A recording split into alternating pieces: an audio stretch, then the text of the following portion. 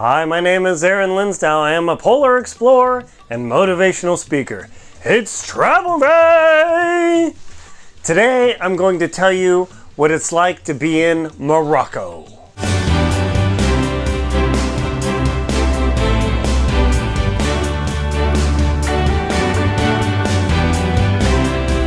Morocco.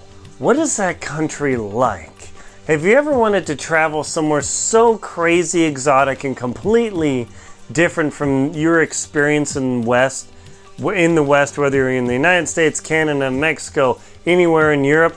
Man, Morocco is a great place to go. That country is just crazy. Several years ago, I traveled to Morocco, and I had arguably one of the best times of my life. It was on a trip where I went to Morocco for a couple weeks and then traveled to Egypt. Ooh, I should tell you what Egypt is like, but we'll save that for another video. Watch my channel for what's Egypt like. But Morocco is such an incredible country. The people are people, but they're a little bit different because they come from a different cultural background. Their majority of people there are Arabic or of Middle Eastern descent. They live on the edge of Western Africa. And so it's very funny when you tell people, oh, I'm going to Morocco. And people say, oh, well, that's nice, but I always wanted to go to Africa. Where do you think Morocco is, people? Morocco is in Africa. It is in the northwest corner of Africa. Ding! Yes, geography. I know. I'm not super good at geography, but I'm pretty good. Morocco, yeah, way, way up there. So let me tell you about the experience of going to Morocco and why did I want to go there? Well, there used to be a magazine called National Geographic Adventure. That was the best magazine ever. I literally read every issue of that magazine that I could get my hands on because I had subscription until, unfortunately, they died. Just no advertising and wiped out a bunch of magazines. But man, that magazine was responsible for me going to more places than I can even remember. I've got this like 2-page single-space list of all the places I traveled, and National Geo Adventure made a big difference. And one of the reasons I went to Morocco is because there was an article about it. So why would you want to go to Morocco? Think snake charmers, with the cobra doing its thing. I don't really like snakes. In fact, I really hate snakes. They do have their purpose, but no, I don't like them. But you can certainly watch the snake charmers doing their thing. It is a land of exotic spices, strange but delectable food. It's the land where you can get to the Sahara Desert and do an expedition in a trek like I did. You can go sleep in the Sahara Desert. I mean, it's just cool, and you think, desert? Dude, really? I want to go sleep in the desert? No, it's the Sahara! Think of 1001 Arabian Nights. Now, 1001 Arabian Nights wasn't based in Morocco, but if you go to Morocco, you will think of 1001 Arabian Nights.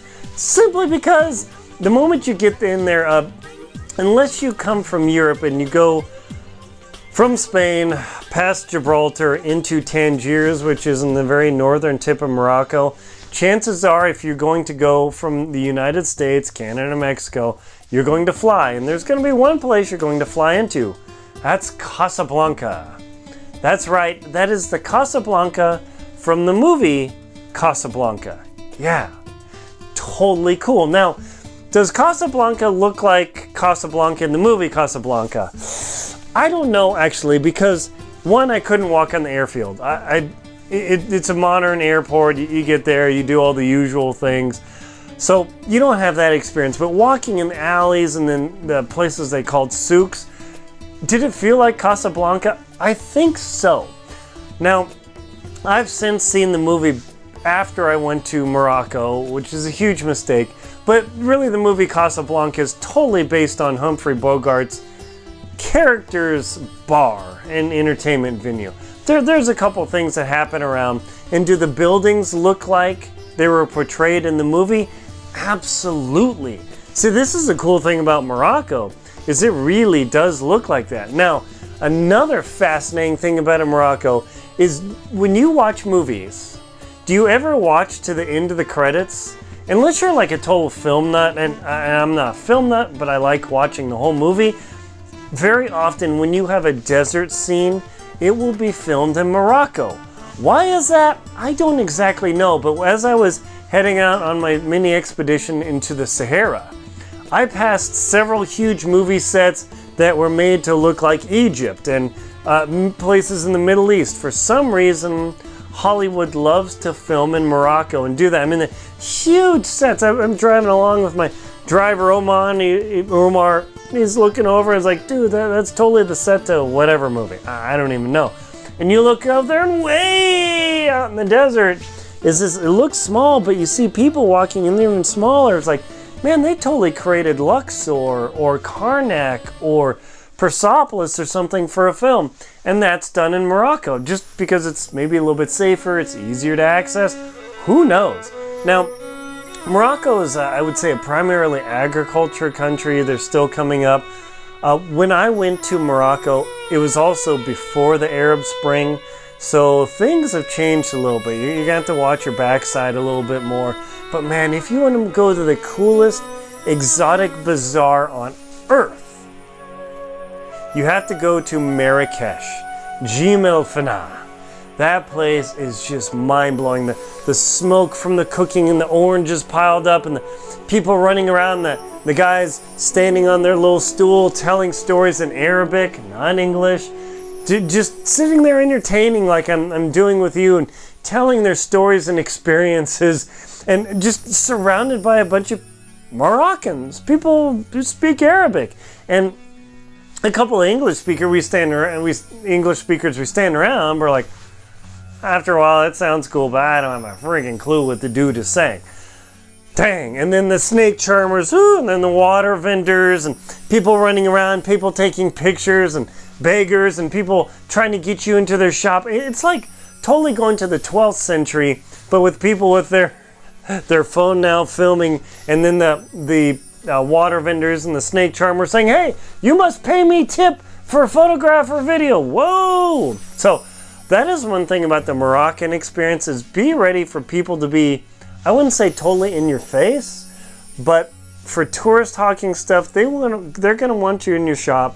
They're going to want to have you pay a tip, and they are not bashful at all about letting you know that. Now, is that to say that people in Morocco all try and get your attention, try and take your money? Totally no. So check this out. I was on the train from Casablanca to Marrakesh. It was roasting hot. The train doesn't have air conditioning. I got a seat that was on the sunny side. I was sitting there broiling and sweating and smelling. I'm like, oh gosh, this is the longest train ride ever.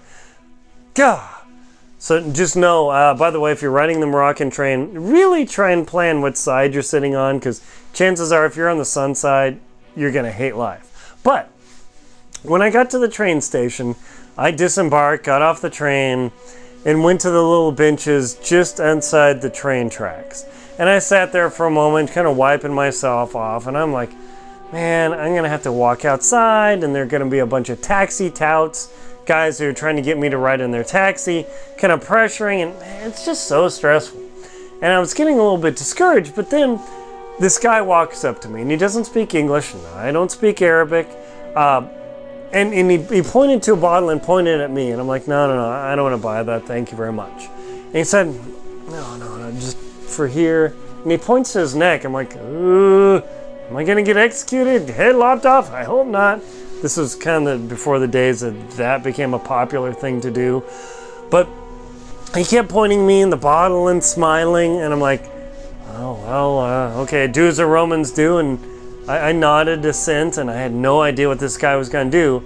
So he takes his bottle and he brings it right up to my neck, and he goes, psst, psst, and then he tilts my head over, psst, psst, and I say, Salam alaikum, and he says, Shakram. I say, Shakram. God be with you, thank you very much. And that was it. Oh, and then as he walked away, I thought that was it, and then he pulls out this pack of tissues, and he hands them over to me. I'm like, and I almost said, oh, no thanks. Oh, dude, desert hospitality. He hands me a pack of tissues, those little plastic wrap deals. Just hands it to me, doesn't ask for money, and smiles, nods, and walks on his way with his fine leather wingtip shoes. The dude knew I smelled, he knew everyone else smelled, and he just walked up to me and offered me a bottle of cologne to spritz it on me, on my neck, to just kind of get the stench down till I could get a shower. And then he offered me a pack of tissues so I could pat my skin and kind of dry myself off. What an experience. Think about that. When you go to a foreign place, people can do one of two things. They can feed you, or they can eat you. Like kill you and eat you, like headhunter tribes. Now, is that generally going to happen in the world? No. But the people of Morocco I found were so engaging and interesting. Yeah, I know the people who have shops, they had to sell their wares, they had to hawk their stuff. But the general person who wasn't doing that, I found like were totally nice. They were thoughtful. The guy spritzed me with cologne. He helped me get through it. I found a taxi driver who took me exactly to where I needed to go. He could have totally taken me into the slums and taken care of me, but he didn't. See, when you travel, not everyone is portrayed as they're portrayed on TV of a bunch of AK-47 knife wielding, head cutting off murderous maniacs. Most people in the world totally aren't. And that's why I want to tell you about the experience of Morocco and my being there. It was just one of the best times of my life. I told my girlfriend, hey, if we get stuck in our trip when we went to Ireland and the weather's terrible and the hurricane comes through and we can't tour, we're totally going down to Morocco. Why? Because it is one of the coolest countries ever. I hope I've given you an experience of what Morocco is like, that the people and the spices and the smells and the food are just that incredible. And that if you ever think about going somewhere different, way less boring, a little more challenging, but far more engaging, Morocco is definitely worth the trip. My name is Aaron Linsdau. I am a polar explorer and motivational speaker. I hope I've inspired you to go somewhere into the world beyond experience, the world beyond your doorstep, and the world beyond your city limits. Please like and comment on the video, subscribe to the channel. Please support me on Venmo, Patreon, and PayPal. It helps me keep this channel going. Thank you very much to everyone who's already supported me. Get out and explore.